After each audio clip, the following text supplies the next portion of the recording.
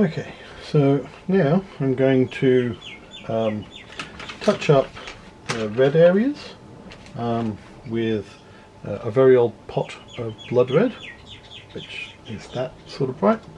And my main goal here is to put on the paint a bit thinly to try and keep some of the shading effect that's gone on underneath.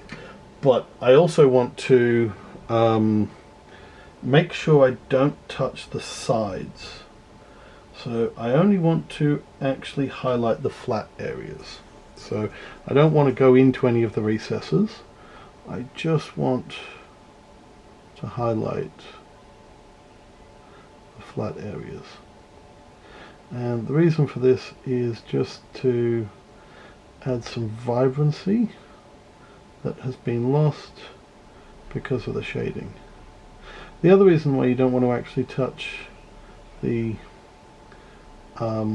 edges or the corners is because if you do, when you come to do the highlighting, it won't be quite as nice. This paint pot is a bit dry, so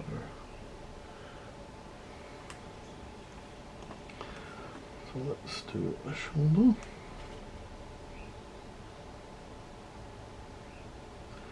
So you want to try and stay like a millimeter away from the actual edges and just highlight,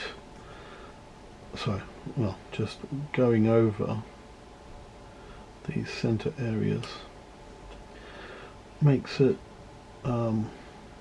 just pop a little bit more.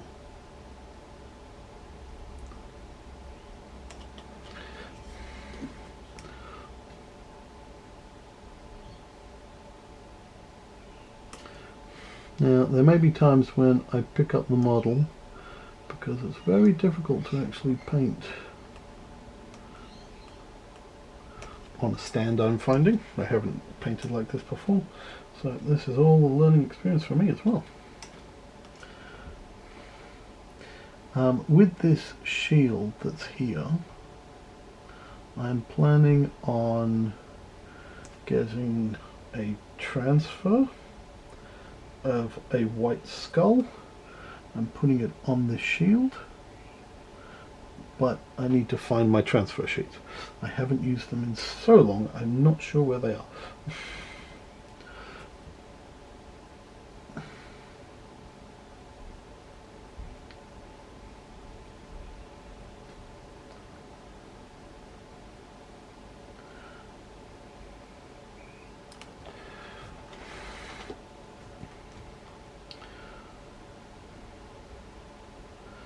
Now, the other reason I jump around a lot when I'm painting, like I don't just paint in one zone, is to allow the paint that I have put on to dry before, but it allows it to dry, but I won't have actually done all the things in that particular area. I'll want to move on to other places so that the paint can dry and I can come back and do more corrections if I need to, more fix-ups or anything like that.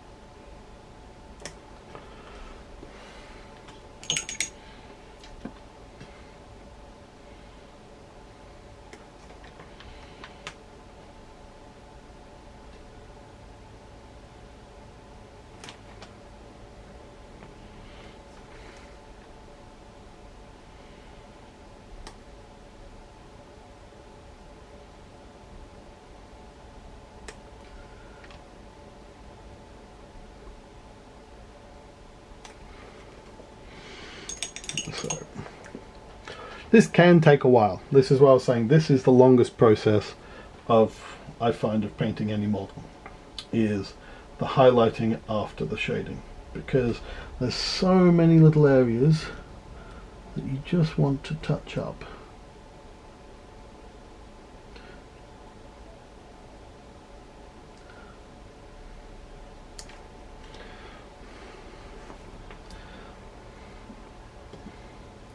And it's very time consuming.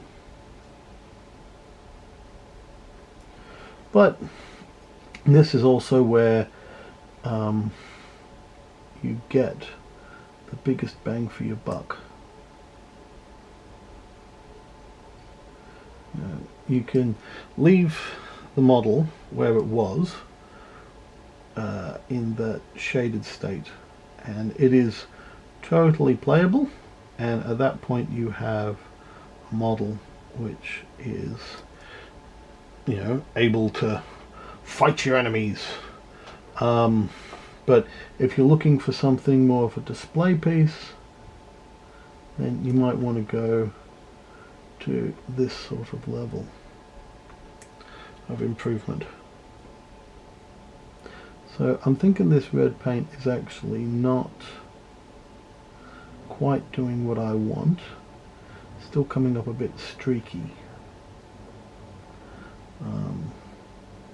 So I might end up doing a second layer on some of these areas. Not sure why it's coming out streaky today. Just make sure I've got that in the right spot.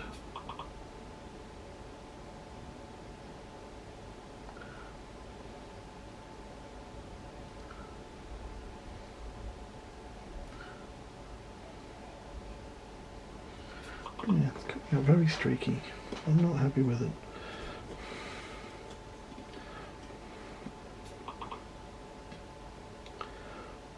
Don't know if it's the paint has finally given up the ghost. My inability to paint red, which is entirely possible. Or one of many 100 other things going wrong. Who knows? But this is why you can always go over again. And one of these days I'll do a video about how to strip a model if it all goes horribly wrong.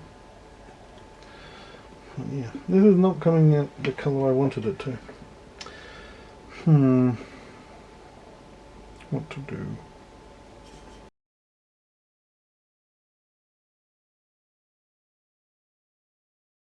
So I'm going to go back to the base coat red that I originally was using, which is my Fistone red.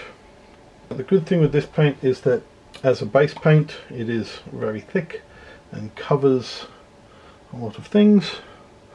I just hope I haven't done too much damage to my shading already. I'll soon find out.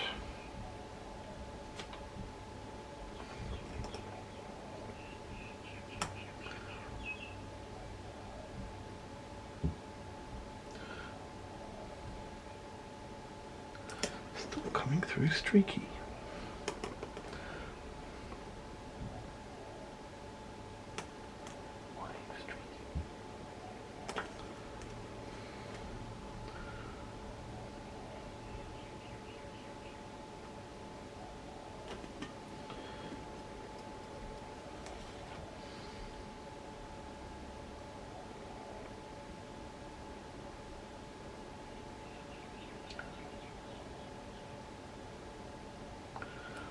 That's much more the colour I was hoping for. Yeah. Other one was too orange. But that means it might be a good highlight paint. Yeah, that's more the colour I was hoping to get. Just make sure it's still in focus.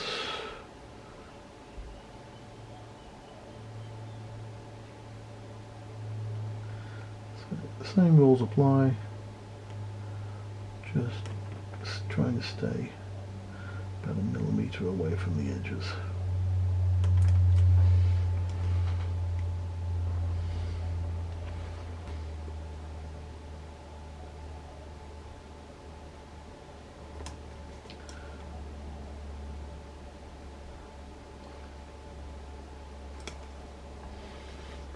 bit better.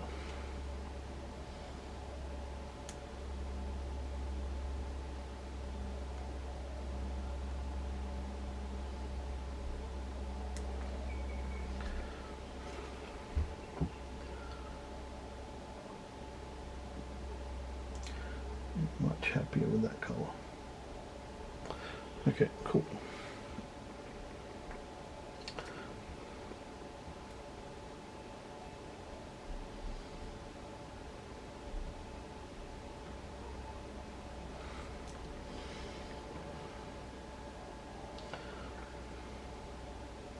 Now, when this coat is finished, he will look a bit matte, maybe a bit flat. But that's alright, because at the moment we're just recuperating vibrancy and bringing some colour back to him.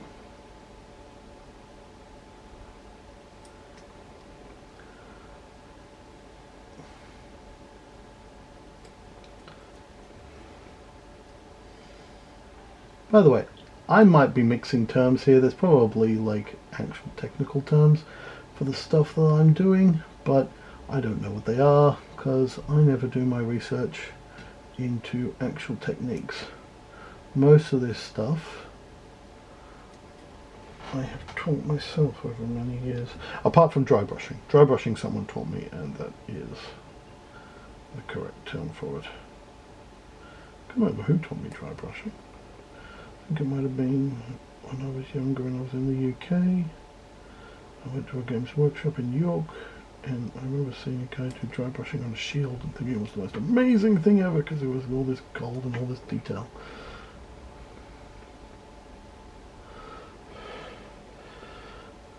But I was much younger back then and fairly crap.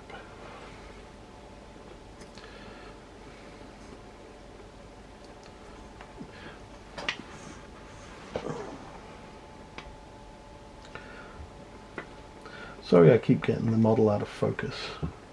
It's just very easy to move when I stand around.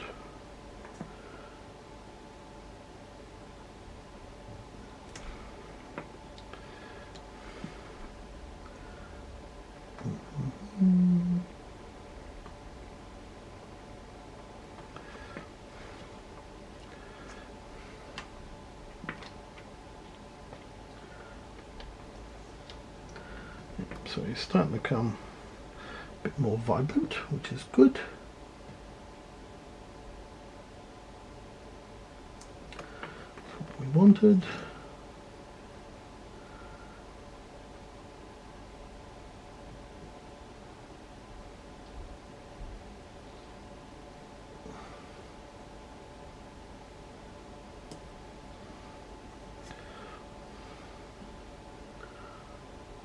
Sorry if I'm blocking the line of sight right now. Just doing his calf muscles. But as you can see, this part takes a long time.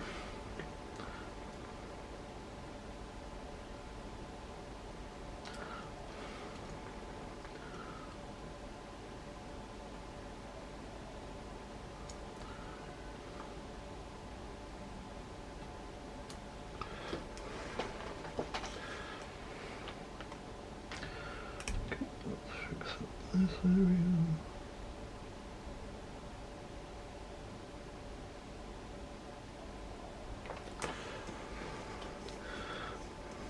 Yeah, it's looking much better.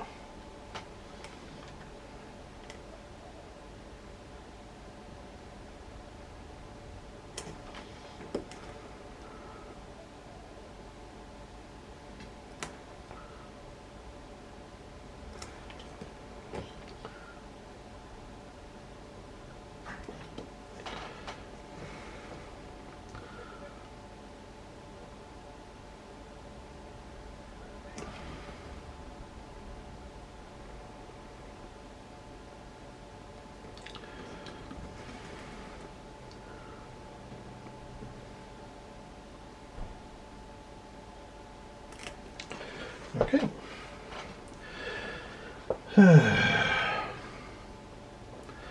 So, I'm sorry if this is boring. I don't really have much to talk about right now.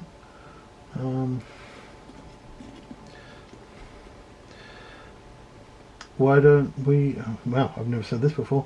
Why don't you put in the comments and things what you're doing with yourselves during the coronavirus?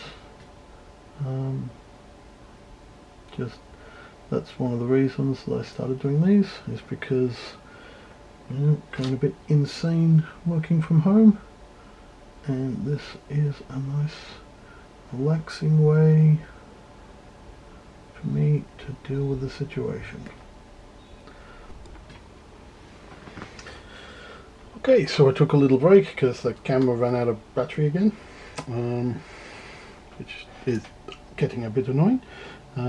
Might have to invest in more batteries. Okay, so I will continue on this, fixing up the colours.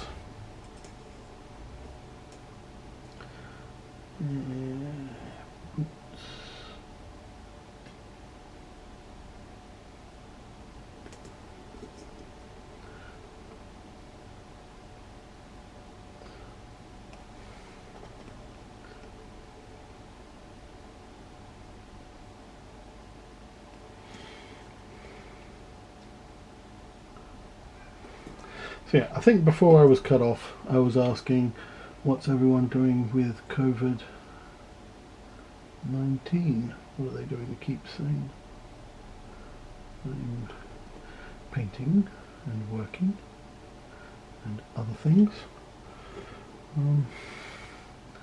But there's also part of me that wants to make a new Dungeons and Dragons campaign for my friends. And I've also been, for a long time, designing a card game, but the more I design it, the more I realise it's very similar to Magic the Gathering's Commander. But that's possibly a story for another time.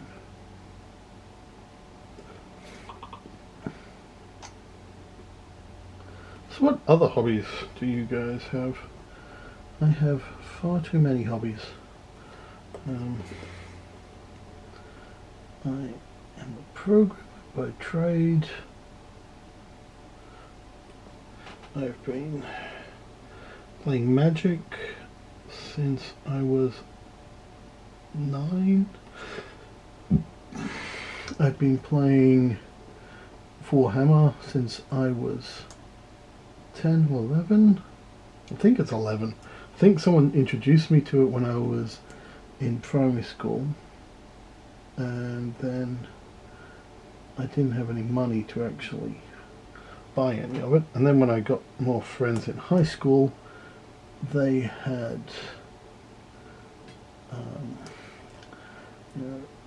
I had more people there who were playing it. I was able to convince my parents to give me some back in the day. Still have some of my original models, actually, like the very, very first models that I got.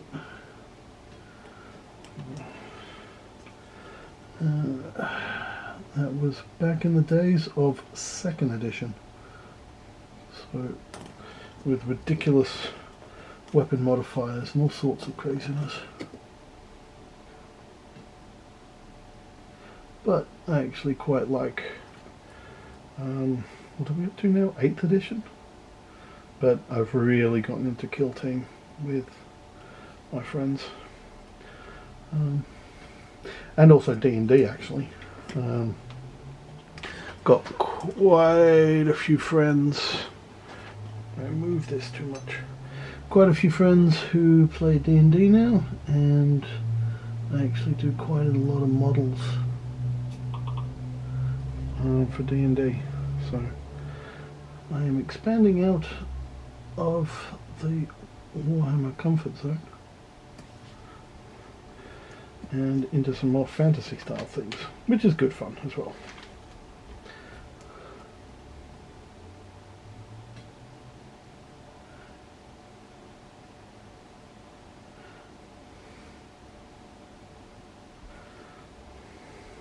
Okay.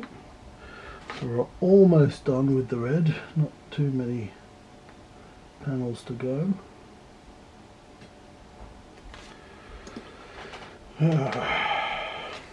So I'm only doing the highlight on the red. I'm not going to do it on any of the other colours because most of those just need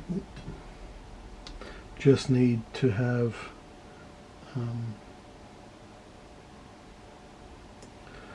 their highlight done as opposed to a retrace.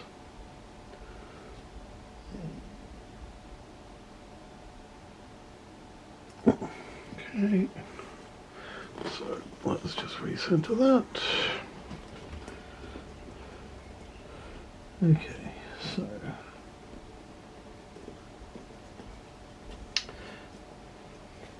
the last thing I'm going to do is his face, because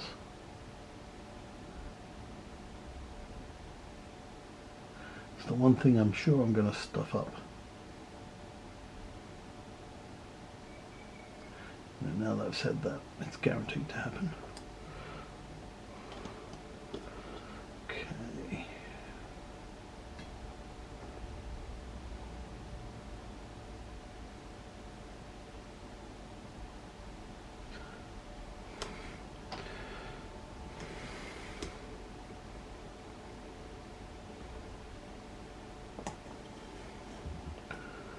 That's fine.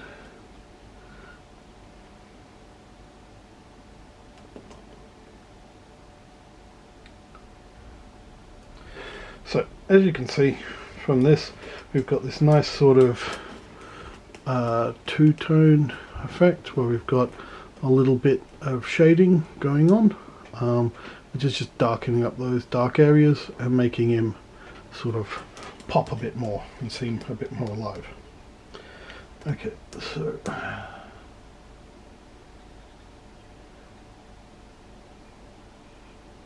might get a finer brush for this.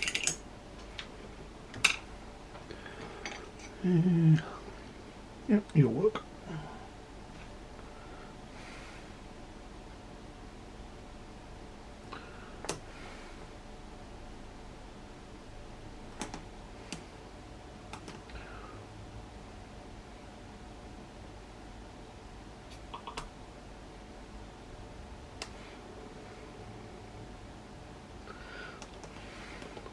So I'm trying very hard to not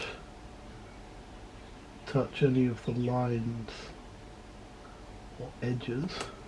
I'm just trying to make his inside areas pop a bit more.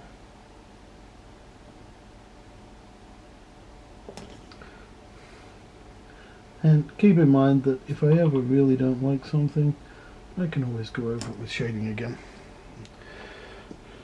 But just these little bits just help fill out the face a bit.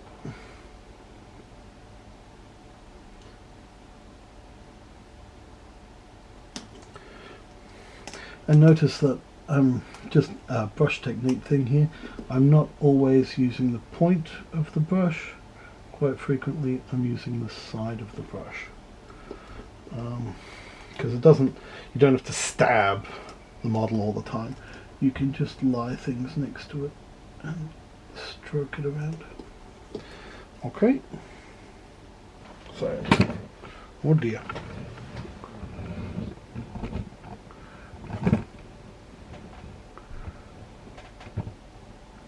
Okay, stuff that up. So let's just give this guy a once over, make sure we've covered all the areas.